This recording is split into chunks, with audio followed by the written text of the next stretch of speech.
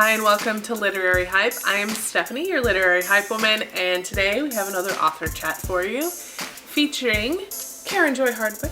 She is the author of The Connected Leader, 7 Strategies to Empower Your True Self and Inspire Others. So there's a lot of good information that she shares, and there's some really interesting little tidbits that I did not know going into reading this book. So without further ado, here's my conversation with Joy Hardwick.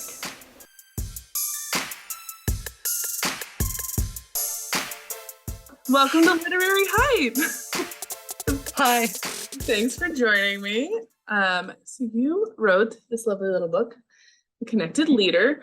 So if you want to start by introducing yourself for those who might not know who you are and what your book is about. Yeah, so I am Karen Hardwick, a spiritually and clinically trained psychotherapist turned leadership coach, who's very active in the recovery community as well. And I believe that connection, Stephanie, is the antidote to so much of the crises we are facing here, individually and collectively, and that it truly is a superpower when we learn how to harness it. And I wrote the book because I run toward connection as much as I possibly can, and I want to invite other people to do it as well. So your subtitle is 7 Strategies to Empower Your True Self and Inspire Others. What are some of those 7 strategies? Yeah, so let me just start by saying also, I believe that a leader is anyone who has people entrusted to their care. So a stay-at-home parent, people in the boardroom, people in the community, anyone who impacts others, which means we're all leaders. So these 7 strategies are the very pillars that fuel connection. And connection starts with ourself. So in other words, we can't connect to or lead others in healthy, sustainable ways, Stephanie, until we connect with and are honest about ourselves in really rigorous ways. So connection starts with ourself. And so having said that, there are 7 strategies that we need to learn. We must learn, actually, if we want to live our fullest life. We learn these strategies and turn them to ourselves and then share them with the world, those around us. And in so doing, we enhance our emotional, our relational, and our spiritual well-being. 7 strategies are connecting consciously, listening deeply, exhibiting empathy, demonstrating accountability, celebrating curiosity, navigating chaos with a sense of calm, and having courage-based confidence. Okay, phew. I always think, am I going to remember these? It is quite the challenge. Like 7 is a big number. It's a big number. And you talk about in the book that like kind of the main thing that you need in order to pursue these is chasing slow. What does chasing slow mean, and how does that play into these 7 characteristics? Yeah, it's a big deal. It's a big deal for me, and it really does play in. So I believe that chasing slow is weightlifting for the soul, which means that we learn to be intentional and mindful, to be where our feet are, that we actually learn to stop resisting life on life's terms, and we turn toward life instead of fighting it. We learn from our challenges, and none of this is easy. And it doesn't mean that we fill our cup with toxic positivity. It means that we are in the moment, learning everything that we can about ourselves and slowing down so we can connect more deeply with our true self. You had an interesting definition about empathy as well.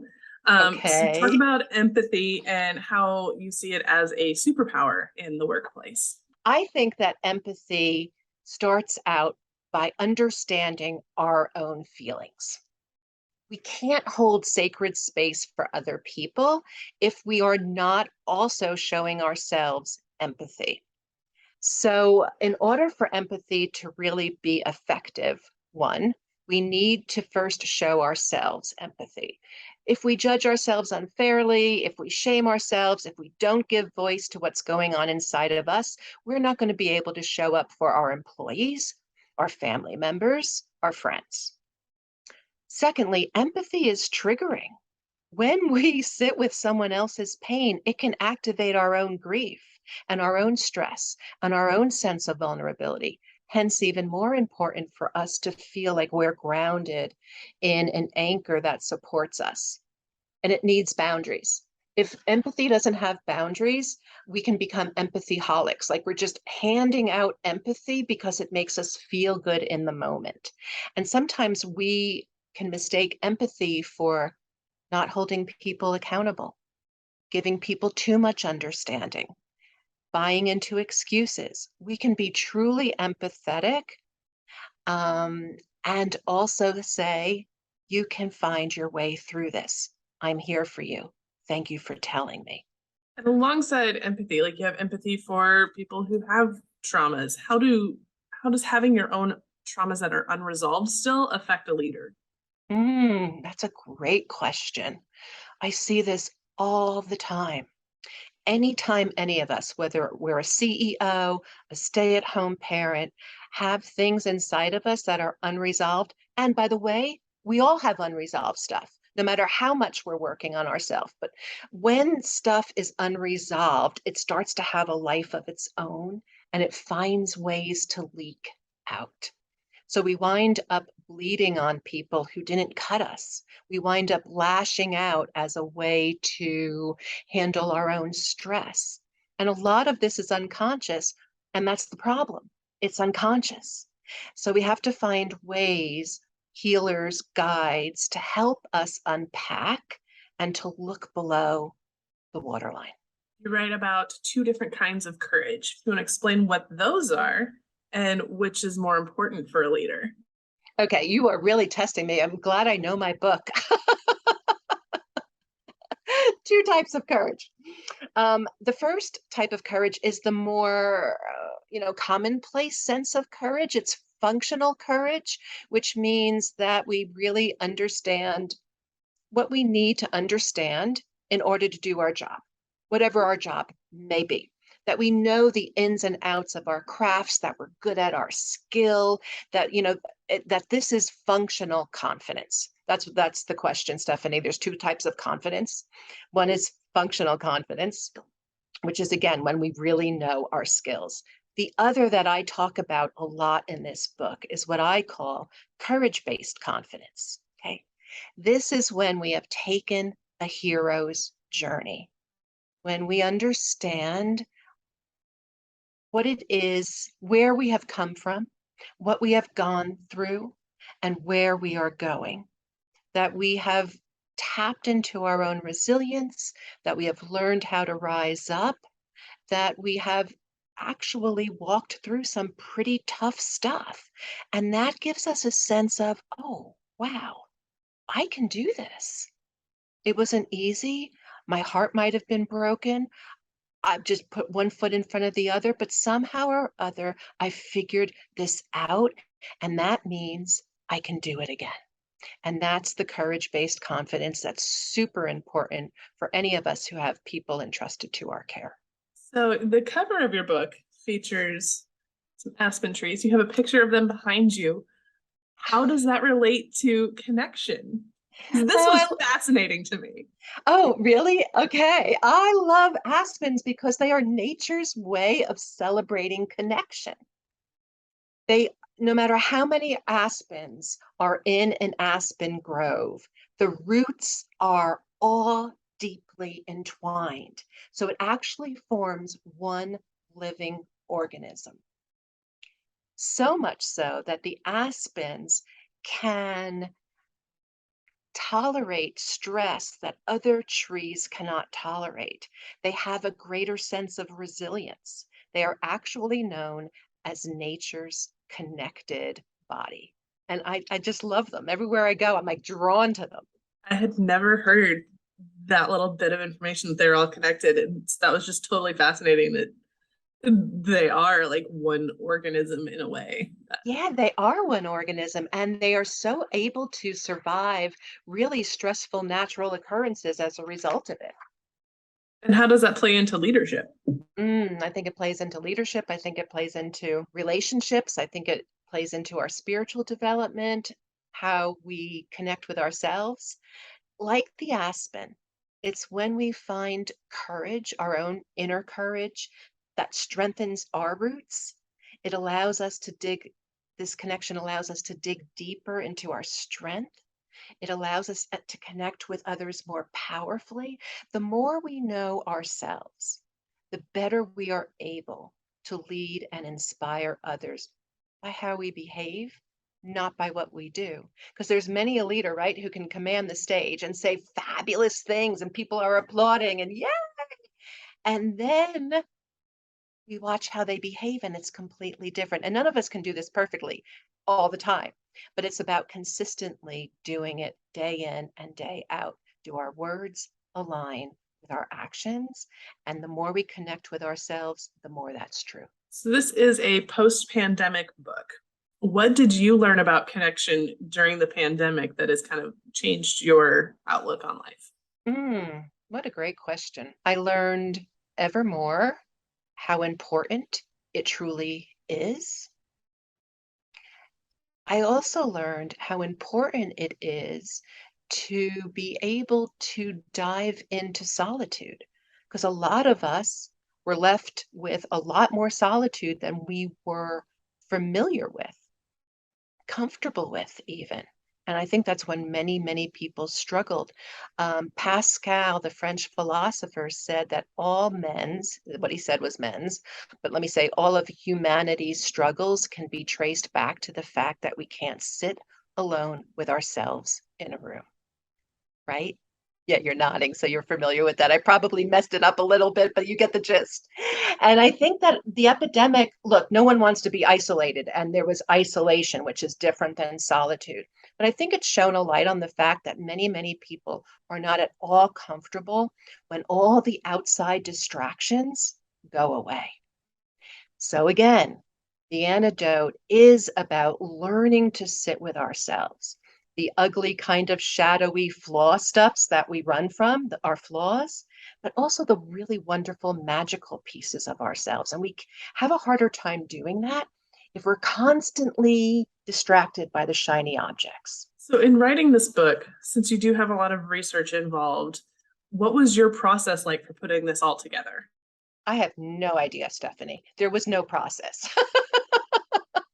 I mean, there was, but there wasn't. I mean, I talked to some authors who are like, I write every morning between 6 a.m. and 8 a.m. That wasn't me. My son was growing up. There was an awful lot going on. I wrote honestly when the spirit moved me. Now, I pretty much wrote every day, but the book changed and morphed as life changed around me. The book I started to write is not the book that was published. Life really took the book from me. It was almost like I gave up control of the writing process to God, and the book wrote itself as life started to come in more and more. So I wrote every day. There were a lot of chapters that were thrown out, and I kept my eye on what life was trying to teach me. And as it taught me more and more, the book changed. Did you get any really great advice for how to write a book like this or writing through that kind of journey that you were on? I retain the services of what's called a book architect who can help you kind of craft out the structure of the book and somebody that you can just bounce ideas off of. And it was really helpful for me. And the book architect sometimes also writes the book for people. After I wrote the first chapter of the book, as it stood at that point, he said to me, "You don't really need any help. You have a very powerful voice. Your writing style is going to really pull people into it." So what he became more than anything was an accountability partner. He's like, where's the next chapter? And so I had somebody to answer to, and that was really super helpful. Plus, I do better work when I am actually connecting with someone else. I'm great about solitude. I love my own company. I love silence. I'm really good about that. And I also enjoy work much more when I'm doing it in partnership with somebody. So that was something that I really was grateful that I had. What did writing this book teach you about the writing community? Hmm. That we are really courageous, badass people. For sure. It takes an awful lot of courage to write. It takes an awful lot of courage to put your heart and soul out in the world, right? And to think and to still have what it takes to say, huh, wonder what the next book will be. Why do we do that to ourselves, right? Do you have a next book in the works? I have nothing officially in the works. I have a conversation going on with myself right now about a few topics. So, yeah, it's percolating. Was there anything else you wanted to talk about with the book or writing or connection? It's just such a huge privilege. I still see the book out in the world and I'm like, oh, wow, how did that happen? And it happened. My acknowledgement page, my acknowledgement section is almost a whole chapter. I thanked so many people. It went on and on and on, but honestly, it really took all those people's influence on me throughout my life to create what I created. So yeah, gratitude is a big thing for me. I mean, you did say you are an acknowledgement junkie. I'm and I proved that, didn't I? It is quite a hefty list. And it was at the beginning, which I thought was interesting. At least in Yeah, my like yeah. putting that first where most of the time it's toward the end. So putting the Mhm. gratitude first was like an interesting like okay mentality that I thought was really fascinating. Well, I lead with gratitude. I mean, I understand I would be nowhere if God and the invisible hands and people around me didn't help me along. So, I never really thought of that. I see a lot of acknowledgments in the back of books, but I never really thought of, gee, wow, isn't that interesting that mine's in the front? But that means something to me. Thank you for pointing that out. Yeah. Okay, and since this is literary hype, what books are you hyped about right now? Oh, wow. What books am I hyped about right now? I'm reading a great book and rereading it called Joseph and the Way of Forgiveness. One of my go-tos is always Elizabeth Lesser's Broken Wide Open. And I had guests on my podcast this morning who just launched their first book, and it's called Having the Mind of Christ. And it's an interesting invitation to really think about God as constantly present. It's not a theological book. It just really, I can see how it will really give people a tremendous amount of things to think about around hope and forgiveness and love. And we really need that at this time. Very inclusive, very hospitable book. Well, thanks so much for your time. This was so Yeah, much fun. thank you, Stephanie.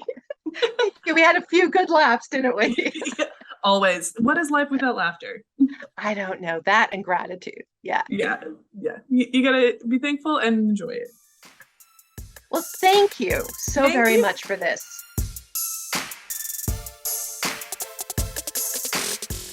I hope you enjoyed that conversation with Karen and found a little nugget in that conversation that'll help you to become a better and more connected leader. If you're interested in learning more about her 7 strategies, you can find a link to her book down below, as well as where to find her online. And don't forget to like this video, subscribe, turn on your notifications, and catch the next video whenever that may be. But in the meantime, thanks for watching.